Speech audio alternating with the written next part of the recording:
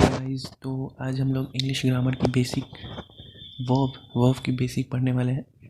तो इसमें हम क्या पढ़ेंगे कि वर्ब क्या होता है और टाइप्स ऑफ वर्ब्स, और फिर जो रूल्स है वर्ब से रिलेटेड वो पढ़ेंगे। तो पहला क्या होता है कि वर्ब क्या होता है।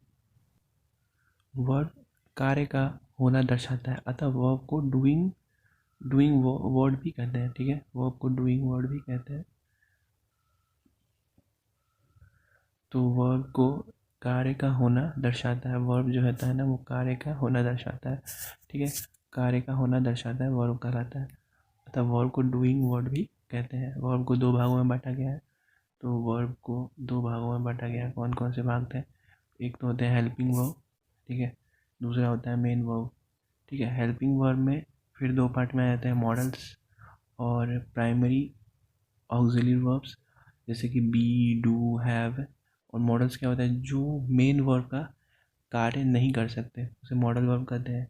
और मेन वर्ब क्या होता है कि मेन वर्ब के अंतर्गत हम उन वर्ब्स को पढ़ते हैं जो वाक्य के मुख्य क्रिया के स्थान पर आते हैं। वाक्य के मुख्य क्रिया के स्थान पर आते हैं, उनको मेन वर्ब कहते हैं। जैसे कि मॉडल्स में, जैसे कि can, could, may, etcetera. Can, could, may, etcetera जो होते हैं वो होते हैं मेन वर्ब, मॉडल्स। ठीक है, कैन, कुड, मे, ये सब मॉडल्स होते हैं। ठीक है, और यहाँ पे नोट करने वाली बात है कि need, dare and use to marginal auxiliary verbs होते हैं। जैसे नीड एंड डेयर मॉडल एवं वर्ब, मेन वर्ब दोनों का कार्य कर सकते हैं। ठीक है, यूज टू मॉडल एवं एग्जेक्टिव दोनों का कार्य कर सकता है। यूज टू जो होता है ना वो मॉडल, यूज टू जो होता है ना वो मॉडल और एग्जेक्टिव दोनों का कार्य कर सकता है। ठीक है, अब ऑक्सिलरी वर्ब्स क्या होता है? ऑक्सिलरी वर्ब्स जो होते हैं वे वर्ब जो अन्य वर्ब के साथ पर्याप्त होते हैं, ऑक्सिलरी वर्ब्स कहलाते हैं। ठीक है, तो इन्हें हेल्पिंग वर्ब भी कहा जाता है। ये हेल्पिंग वर्ब, ऑक्सिलरी वर्ब जो होते हैं वो हेल्पिंग वर्ब्स भी होते हैं। ठीक है, तो ऑक्सिलरी वर्ब जो होते हैं वो दो प्रकार के होते हैं, जैसे कि model auxiliary verbs can, could, may, might, shawl, will, should, would, should, must और टू मॉडल ऑक्सिलरी वर्ब्स है। इसका प्रयोग सिर्फ हेल्पिंग वर्ब्स के रूप में किया जाता है। ठीक है, तो शी कैन रन फास्ट, जैसे कि she can run fast, you should study English. ठीक है, शी कैन रन फास्ट, इसमें क्या है? कैन जो होता है ना वो मॉडल होता है। ठीक है, कैन जो होता है ना वो मॉडल होता है, और रन जो होता है ना वो मेन वर्ब होता है। ठीक है, और यू शुड स्टडी इंग्लिश, इसमें क्या है? शुड जो है ना वो मॉडल है और स्टडी जो है उसका मेन वर्ब है। अब क्या है कि marginal auxiliary verbs, marginal auxiliary verbs क्या होता है? मार्जिनल ऑक्सिलरी वर्ब्स होता है use to, need, dare, marginal auxiliary verbs है। ये ऐसे मॉडल्स हैं जिनका प्रयोग वाक्य में मेन वर्ब जैसे कि नीड, डेयर और एडजेक्टिव यूज टू के रूप में भी हो सकता है। तो वो वर्ड कहते हैं मार्जिनल ऑक्सिलरी वर्ब कहलाता है। अब नेक्स्ट क्या है? जैसे कि इस एग्जांपल में देखते हैं, जैसे कि है ये example, I am use to sleeping late at night. Use to, यहाँ पर यूज टू है ना जो वो एडजेक्टिव है, और हेल्पिंग वर्ब कौन सा है? एम। और जेरंड जो है वो स्लीपिंग जो है वो जेरंड है। इस जेरंड के बारे में आगे पढ़ेंगे हम लोग, जेरंड आखिर होता क्या है। और यहाँ पे क्या है? आई नीड यू, अभी सेंटेंस में क्या है? नीड जो है ना वो मेन वर्ब है, और दूसरा वर्ड क्या है? You need not come tomorrow. तो नीड यहाँ पे क्या है? हेल्पिंग वर्ब है, और यहाँ पे डायरेक्ट इन्फिनेटिव क्या है? कम है। और she does not dare to come home late, तो यहाँ पे डेयर जो है वो मेन वर्ब है, और कम टू इन्फिनेटिव है। अब क्या है, I dare not enter his room without permission. तो आई डेयर क्या है, हेल्पिंग वर्ब है, और एंटर जो है डायरेक्ट इन्फिनेटिव है। ठीक है, अब ऑक्सिलरी वर्ब के कुछ मुख्य बिंदु, जैसे कि इसका ऑक्सिलरी वर्ब का कुछ रूल्स हैं, वो क्या क्या है। जैसे मॉडल ऑक्सिलरी वर्ब्स का प्रयोग मेन वर्ब्स के रूप में नहीं होता है, इसका प्रयोग हेल्पिंग वर्ब के रूप में होता है। जैसे कि I can lift this box, यहाँ पे कैन जो है ना वो हेल्पिंग वर्ब है, और लिफ्ट जो है वो मेन वर्ब है। He should work hard, he should work hard, तो यहाँ पे शुड जो है ना वो हेल्पिंग वर्ब है, और वर्क जो है वो मेन वर्ब है। ठीक है, अब रूल 2 क्या कहता है कि मॉडल ऑक्सिलरी वर्ब्स का V1 V2 और V3 ING फॉर्म या SES फॉर्म नहीं होते हैं। इसका प्रयोग सभी नंबर्स तथा पर्सन के सब्जेक्ट के साथ हमेशा एक ही रूप में होता है, अर्थात इसके रूप यानी कि फॉर्म को कोई परिवर्तन नहीं होता, इसके फॉर्म का कोई परिवर्तन नहीं होता है। जैसे कि क्या दिया है, शी कैन हेल्प यू, यहाँ पे ये हेल्प जो है ना वो V1 फॉर्म में है। ठीक है, you should understand your friends, understand जो है यहाँ पे V1 फॉर्म में है। ठीक है, अब क्या है, ऑट टू, रूल 3 क्या कहता है, ऑट तथा यूज के साथ इन्फिनेटिव 2 + V1 का प्रयोग होता है। ऑट, जहाँ भी ऑट लगा हो, यहाँ पे क्या था, कैन, यहाँ पे था ना कैन जहाँ लगा हो, शुड कहाँ लगा हो, तो इस जैसे मॉडल ऑक्सिलरी वर्ब्स का V1 V2 V3 ING form नहीं होते हैं।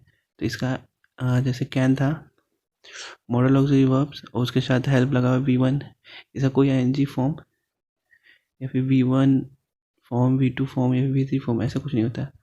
ठीक है, अब ये क्या है, ऑट, ये क्या दिया हुआ है, ऑट तथा यूज्ड के साथ इन्फिनेटिव 2 + V1 का प्रयोग होता है। जैसे ऑट है ना, अब ऑट के साथ 2 + V1 का प्रयोग होता है। 2 + V1 यानी to respect, he use to come late, to used है, यूज्ड क्या है, ऑट और यूज्ड, रूल 3 है मॉडल ऑक्सिलरी वर्ब, तो इसके साथ 2 + V1 का प्रयोग होता है।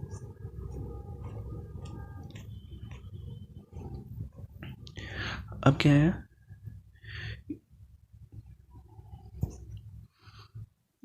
है, use of model auxiliary verbs, model auxiliary verbs का यूज,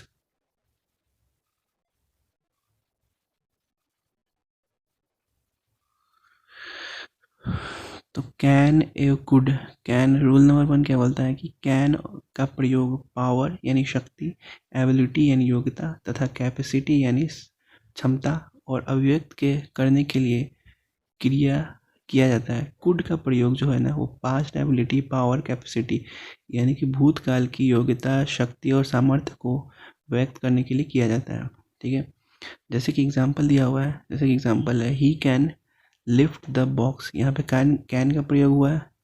ठीक है, और यहाँ पे क्या लिया हुआ है, I could not come yesterday, could का प्रयोग हुआ है। और ये रूल 1 था वो, अब ये रूल 2 में क्या कह रहा है कि कैन का प्रयोग परमिशन देने के अभाव को अभिव्यक्त करने के लिए किया जाता है। जैसे कि यू कैन गो नाउ, तो परमिशन, इसमें परमिशन दे रहे हैं, इसके देने के अभाव को अभिव्यक्त किया जाता है। ठीक है, रूल नंबर 3 क्या कहता है, कैन का प्रयोग थ्योरेटिकली पॉसिबिलिटी यानी कि सैद्धांतिक संभावनाएं को अभिव्यक्त करने के लिए किया जाता है। जैसे कि everyone can make a mistake. ठीक है, थ्योरेटिकल पॉसिबिलिटी है कि हर कोई मिस्टेक कर सकता है। अब नेक्स्ट क्या है, कुड का प्रयोग जो है ना वो रिमोट पॉसिबिलिटी व्यक्त करने के लिए किया जाता है। जैसे कि there could be a bomb under your sheet. ठीक है, इसका हुआ। अब रूल 5 क्या कह रहा है कि कैन का प्रयोग जो है ना दोस्ताना निवेदन करने वाले प्रश्नात्मक वाक्यों में किया जाता है, एवं कुड औपचारिक निवेदन करने वाली प्रश्नात्मक वाक्यों में, जैसे कि can I take your scooter. दूसरा एग्जाम्पल है could I talk to mister Shukla. अब इसमें नोट करने वाली बात क्या है कि एबल टू का प्रयोग कुड, कैन और कुड के साथ ना करें, क्योंकि दोनों क्षमता दर्शाती है। तो I can not be able to come tomorrow, ये ऐसा नहीं होगा, ठीक है। ऐसा करके हम अपने वाक्य को सुपरफ्लोस बना देते हैं, ठीक है। सुपरफ्लोस के अर्थ है कि more than what is needed, ठीक है, more than what is needed. इस वाक्य का सही फॉर्मेशन होगा I can not come tomorrow, ये सही होगा। I will not able to come tomorrow, ये भी सही होगा, ठीक है। इन दोनों में से कोई सही होगा। अब क्या है, मे, माइट और मस्ट का यूज़। रूल नंबर 1 क्या कहता है, मे का प्रयोग जो है संभावनाएं, अनिश्चितता के भाव को व्यक्त करने के लिए किया जाता है। तो जैसे कि इट मे रेन टुनाइट, ऐसा प्रयोग कर सकते हैं। नेक्स्ट क्या है, मे का प्रयोग इच्छा को व्यक्त करने के लिए ऑप्टेटिव सेंटेंस में होता है, जैसे कि मे यू लीव लॉन्ग, ये ऑप्टेटिव सब्जेक्ट है, ऑप्टेटिव सेंटेंस है, इसमें प्रयोग हुआ है मे का प्रयोग है। रूल 3 क्या बोलता है, यदि प्रिंसिपल क्लाउज प्रेजेंट टेंस में हो तथा subordinate clause that, so that, in order that से प्रारंभ हो तथा इससे पर्पस, उद्देश्य का बोध हो, तो सबऑर्डिनेट क्लाउज में मे का प्रयोग होता है। जैसे कि we eat so that we may leave, ठीक है। जब यहाँ पे शो डैट का प्रयोग हो रहा है तब यहाँ पे मे यूज़ हुआ, ठीक है। यही बोल रहा है show that, so that, in order that से प्रारंभ हो तथा इससे पर्पस जो है उद्देश्य का बोध हो। अब रूल 4 क्या बोलता है, माइट का प्रयोग लेस पॉसिबिलिटी यानी कम संभावनाओं के भाव को व्यक्त करने के लिए किया जाता है, जबकि मे का प्रयोग मोर पॉसिबिलिटी मतलब ज़्यादा भावनाओं के भाव को व्यक्त करने के लिए किया जाता है, ठीक है। जैसे कि एग्जाम्पल है, he might pass the exam but seeing his intelligence I do not have much hope, ठीक है। रूल नंबर 5 क्या कहता है कि अगर संभावना बहुत अधिक हो तो मस्ट का प्रयोग करते हैं, मतलब कि अगर पॉसिबिलिटी ज़्यादा हो तो मस्ट का प्रयोग करते हैं। जैसे कि he stays in 5 star hotel and travel by flight, he must be very rich, ठीक है। यहाँ पे पॉसिबिलिटी ज़्यादा है, संभावना बहुत अधिक है। रूल नंबर 6 क्या करते हैं, मे का प्रयोग जो है सम्मान के साथ निवेदन करने के लिए प्रश्नात्मक वाक्यों में किया जाता है। जैसे कि मे आई कम इन सर, मे एवं माइट के साथ पॉसिबिलिटी एवं लाइकली का प्रयोग ना करें, क्योंकि दोनों संभावनाएं दर्शाता है। जैसे कि we may possibly come tomorrow, इस फ्लूअस है, और वी मे कम टुमारो, ये सही है sentence. We will possibly come tomorrow, ये भी वर्ड सही है। अब क्या है, शॉल और विल का प्रयोग क्या करते हैं। रूल नंबर 1 कहता है कि शॉल का प्रयोग जो है ना फर्स्ट पर्सन के सब्जेक्ट आई और वी के साथ फ्यूचर के किसी कार्य को व्यक्त करने के लिए किया जाता है, जबकि सब्जेक्ट के साथ विल का प्रयोग करें, ठीक है।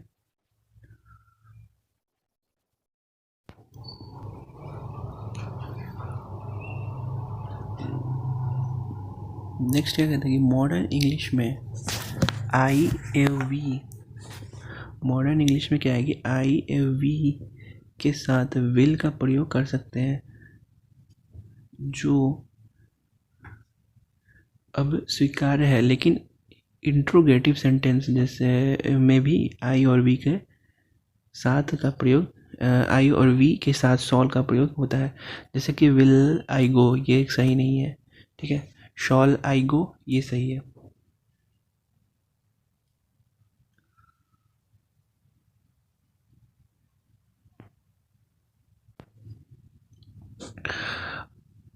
अब क्या है कि नोट देने वाली बात है, शॉल का प्रयोग सेकंड पर्सन के सब्जेक्ट यू तथा थर्ड पर्सन के सब्जेक्ट ही, शी, इट, दे के साथ कमांड यानी उद्देश्य, प्रॉमिस यानी वादा, ट्रीट यानी कि धमकी, डिटर्मिनेशन यानी दृढ़ संकल्प, कंपल्सन अनिवार्यता और एडवाइस सलाह को व्यक्त करने के लिए किया जाता है। इस प्रकार के वाक्यों में विल का प्रयोग आई एव वी के साथ होता है। ठीक है, तो जैसे कि है कमांड था you shall leave the room at once. ठीक है, अब क्या promise you shall be awarded, I will help you come what may. ठीक है, थ्रीट यानी धमकी, trespassers shall be prosecuted, I will punish you. ठीक है, ये सब है। यहाँ पे शॉल यूज़ हुआ है, शॉल यूज़ कर सकते हैं। Determination, I will work hard and score good marks. ठीक है, कंपल्शन अनिवार्यता है, you shall be here for the meeting, I will have to finish this work. ठीक है, अब रूल 2 क्या कहता है कि रूल 2 कहता है कि लेट से शुरू होने वाले इंपरेटिव सेंटेंस के क्वेश्चन टैग्स में भी शॉल का प्रयोग होता है। जैसे कि let us dance together, shawl B का प्रयोग हुआ लेट अस से। अब रूल 3 क्या बताया, शॉल का प्रयोग सजेशन को व्यक्त करने वाले इंट्रोगेटिव सेंटेंस में भी फर्स्ट पर्सन के सब्जेक्ट्स के साथ होता है। जैसे कि shall we talk to the management.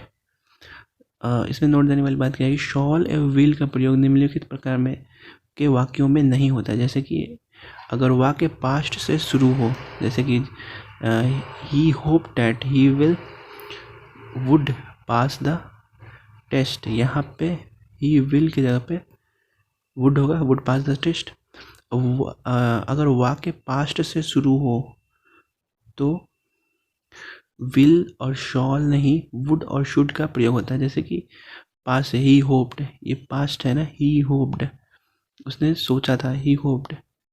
दरअसल ये नियम तब भी लागू होता है जब विल और शॉल के स्थान पर कोई भी मॉडल या वर्ब का प्रयोग हुआ हो, तभी भी ये लागू होगा। नेक्स्ट क्या है, जैसे कि एग्जाम्पल है, he said that he is coming, he is के जगह पे क्या होगा, वाज, ही वाज कमिंग। ठीक है, अगर दो कार्य भविष्य में एक के बाद एक हो और दूसरे कार्य के पहले कार्य के होने पर निर्भर हो तो पहला कार्य सिंपल प्रेजेंट टेंस में होगा और दूसरा सिंपल फ्यूचर टेंस में होगा। हमें हिंदी से इंग्लिश ट्रांसलेशन करने की आदत होती है, जिसकी वजह से हम पहले कार्य को भी सिंपल फ्यूचर में प्रयोग कर लेते हैं। जैसे कि अगर मैं जाऊंगी तो आप भी आपसे मिलूंगी। ठीक है, if I will come I will meet you, if I will ये गलत है, इफ़ आई कम यहाँ पे विल नहीं होगा, यहाँ पे होगा विल ना छोड़ के विल हटा के if I come I will meet you, ये होगा। ठीक है, निम्नलिखित शब्दों को देखें, इसके तुरंत बाद सिंपल फ्यूचर टेंस का प्रयोग नहीं होता, जबकि सिंपल प्रेजेंट टेंस का प्रयोग होता है। जैसे कि if, as soon as, in case, provided, unless, until, before, after, when. Conditional sentence chapter देखें, कंडीशनल सेंटेंस जब पढ़ेंगे तब हम लोग देखेंगे। अब क्या है, वुड का प्रयोग, रूल नंबर 1 क्या है, वुड का प्रयोग पास्ट हैबिट को व्यक्त करने के लिए किया जाता है। ठीक है, जैसे कि I would go to school by बस।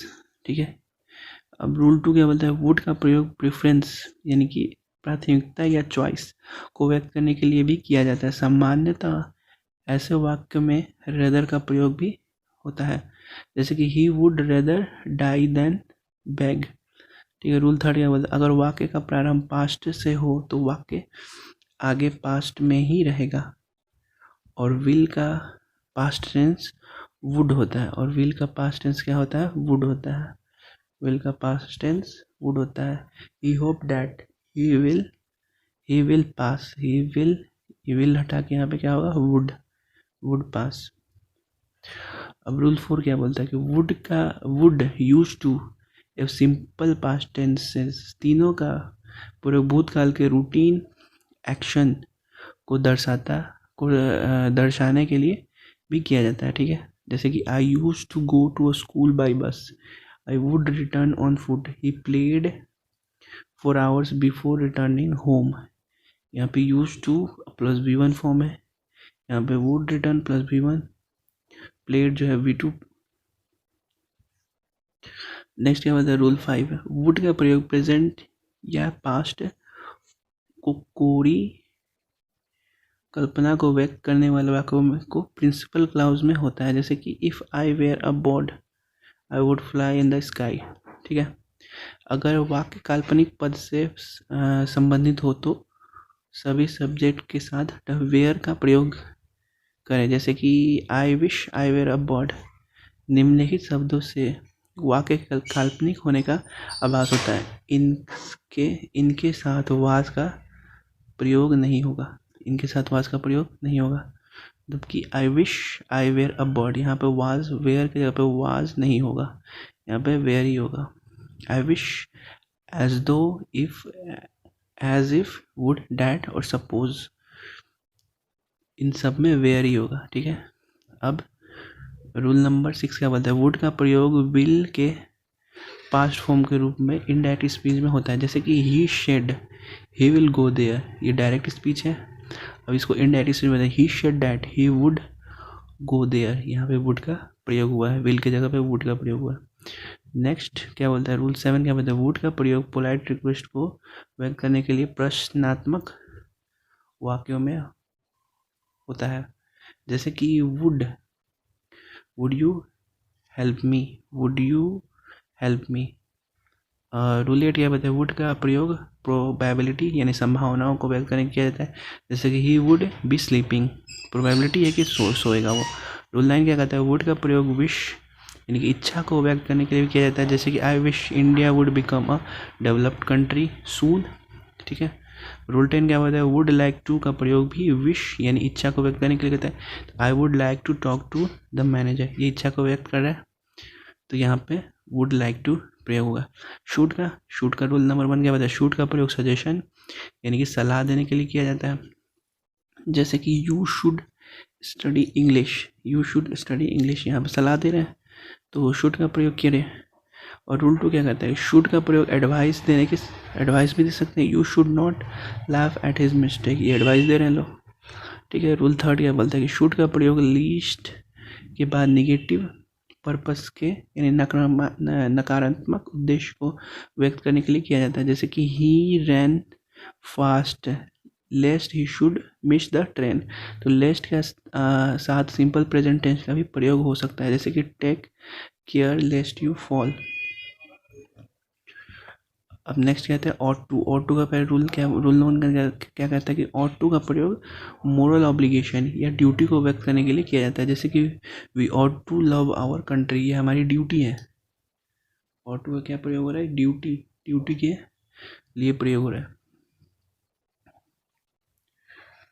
नेक्स्ट क्या है, मस्ट क्या कहता है रूल 1 में मस्ट कहता है कि मस्ट का प्रयोग कंपल्सन को व्यक्त करने के लिए किया जाता है। जैसे कैंडिडेट मस्ट राइट इन इंक। रूल 2 क्या कहता है, मस्ट का प्रयोग फिक्स्ड डिटर्मिनेशन या पक्का इरादा को व्यक्त करने के लिए किया जाता है। जैसे कि India must win the world cup, ये हमारा पक्का इरादा है कि इंडिया जीतेगा वर्ल्ड कप।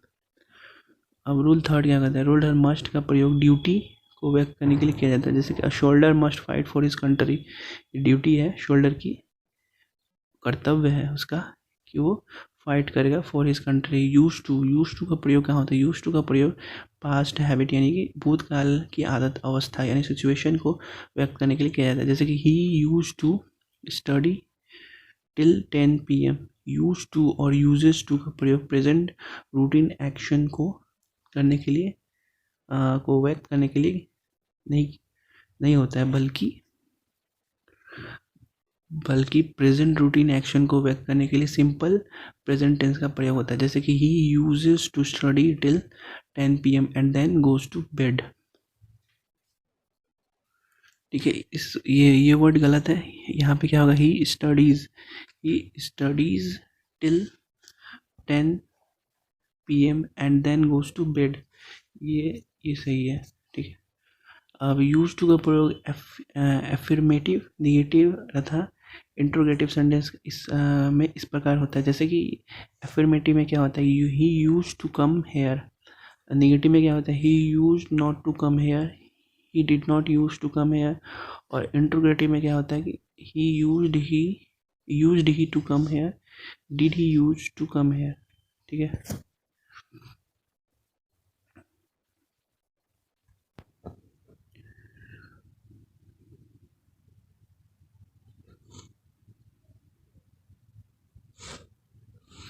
वर्ब इसमें ढूंढेंगे, वर्ब प्लस यूज टू के बाद V1 प्लस ING का प्रयोग होता है। ये हैबिचुअल एक्शन को दर्शाता है। जैसे कि I am use to getting up late in the morning, तो एम यूज टू के बाद V1 प्लस ING लगता है, ठीक है। कई वर्ब्स एग्जेक्टिव फ्रेज के बाद टू का प्रयोग होता है, यहाँ टू के बाद V1 का प्रयोग नहीं होगा, ठीक है। जैसे कि बल्कि V1 प्लस ING का प्रयोग होगा, जैसे कि be use to, accustomed to, averse to, with a view to, addicted to, devoted to, in addition to, look forward to, object to, owning to, given to, taken to, prone to, ये सब में। जैसे कि he is addicted to smoking, यहाँ पे V1 plus ING का प्रयोग हो रहा है, ठीक है। यहाँ पे second form I am looking forward to meeting you, meeting V1 plus ING का प्रयोग हो रहा है। नेक्स्ट क्या है, डेयर और नीड। डेयर यानी कि दुस्साहस व्यक्त करना, और नीड यानी कि ज़रूरत। डेयर मतलब दुस्साहस होता है, और नीड मतलब कि ज़रूरत। तो डेयर तथा नीड का प्रयोग मेन वर्ब एवं मॉडल दोनों ही रूप में होता है। जैसे कि he needs me, he should not dare to go there, he does not dare to go there. यहाँ पे डेयर जो है वो मेन वर्ब का काम कर रहा है। You need not come tomorrow, यहाँ पे नीड जो है वो मॉडल का काम कर रहा है, ठीक है। अब क्या आता है, नीड एवं डेयर का प्रयोग मॉडल के रूप में पॉजिटिव वाक्यों में नहीं होता है। जैसे कि आई नीड हेल्प हिम, यहाँ पे ये प्रयोग नहीं होगा। यहाँ पे क्या होगा, I need to help him, यहाँ पे टू का प्रयोग होगा, ठीक है।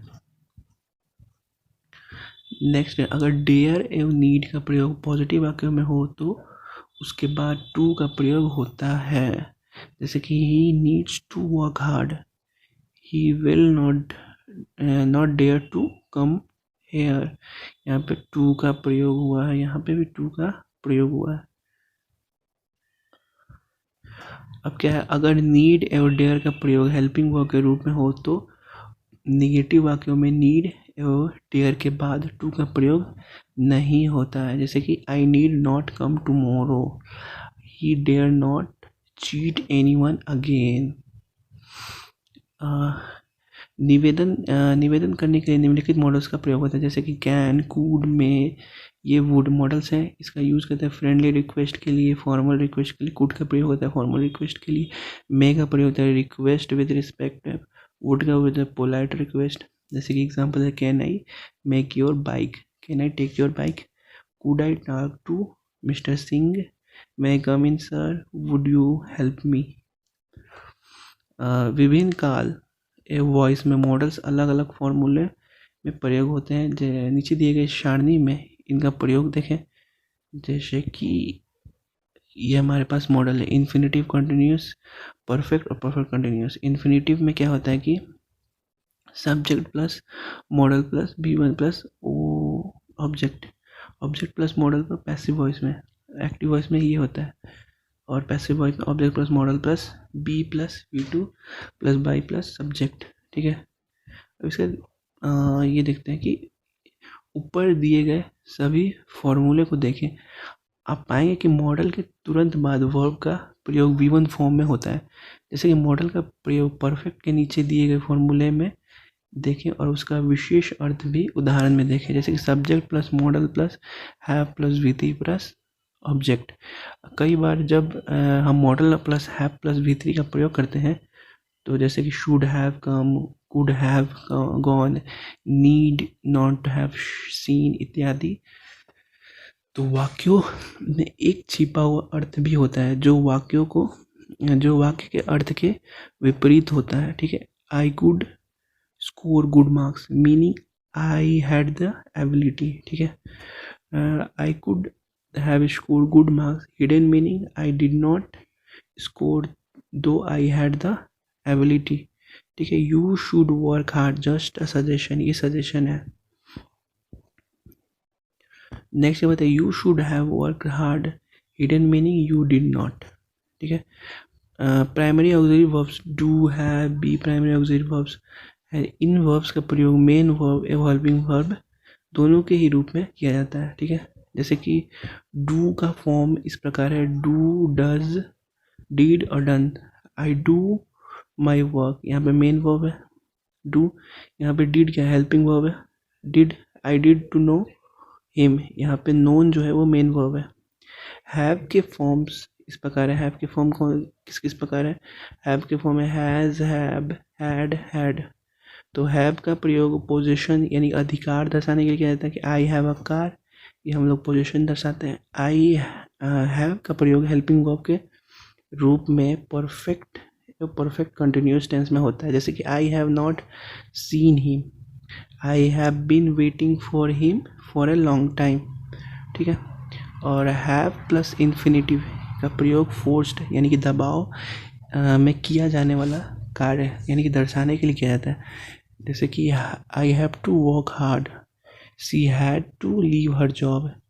बी के फॉर्म में इस प्रकार के हैं, इस प्रकार है be is am are, was were been है। अब हेल्पिंग वर्ब और मेन वर्ब के रूप में इनका प्रयोग देखें, जैसे कि आई एम अ डॉक्टर है, यहाँ पे मेन वर्ब क्या है एम, और ही वाज वर्किंग हार्ड, यहाँ पे हेल्पिंग वर्ब क्या है वाज और मेन वर्ब क्या है वर्किंग, ठीक है। He has been to London, main verb क्या हो गया बीन और हैज़ क्या हो गया हेल्पिंग वर्ब। और मेन वर्ब क्या है, वे वर्ब्स जो सेंटेंस में मेन वर्ब्स के रूप में प्रयुक्त होते हैं, जिनके V1, V2, V3, ING तथा SES वाक्य के प्रयुक्त होते हैं, उसे मेन वर्ब कहलाता है।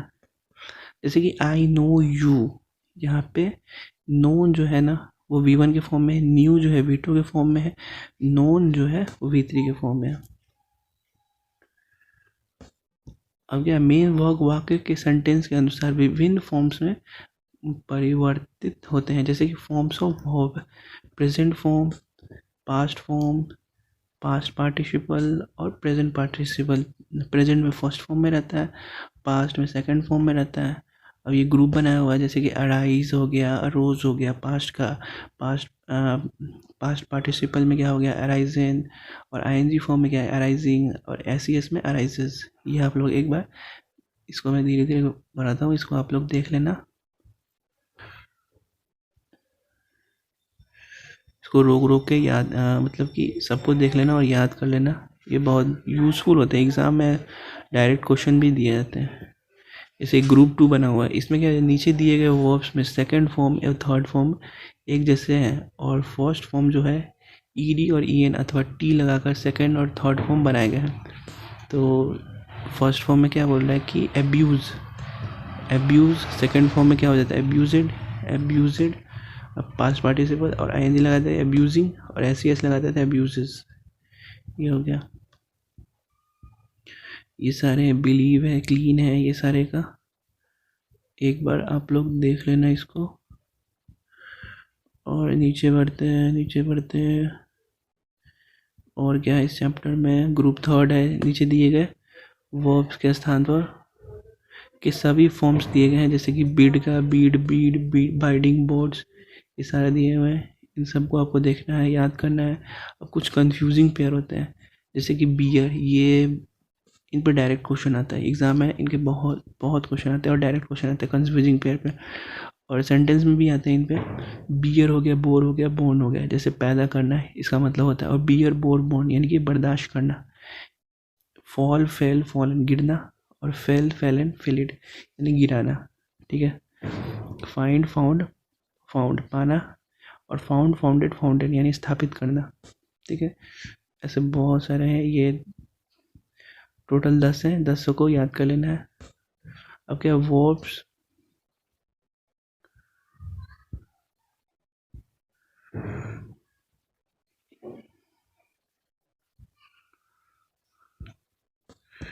क्या दिया हुआ है, verbs confusing with verb, noun और एडजेक्टिव, ये भी बहुत इंपॉर्टेंट है।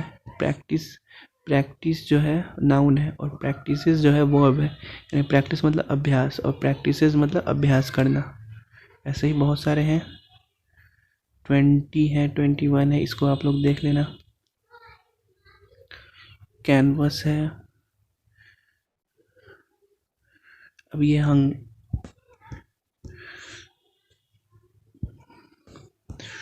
अब ये देखो, the servant hanged the picture on the wall, ठीक है, तो इसका क्या होगा, हंग होगा।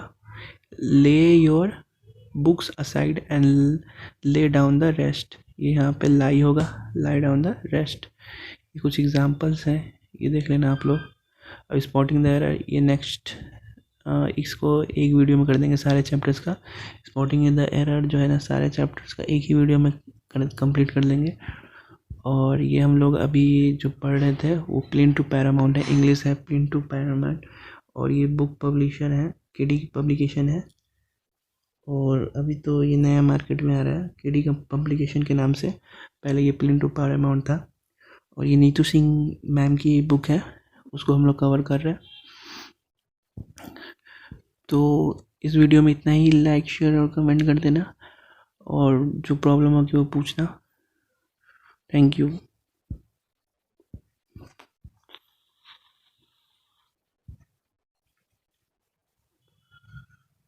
थैंक यू, और लाइक शेयर और कमेंट।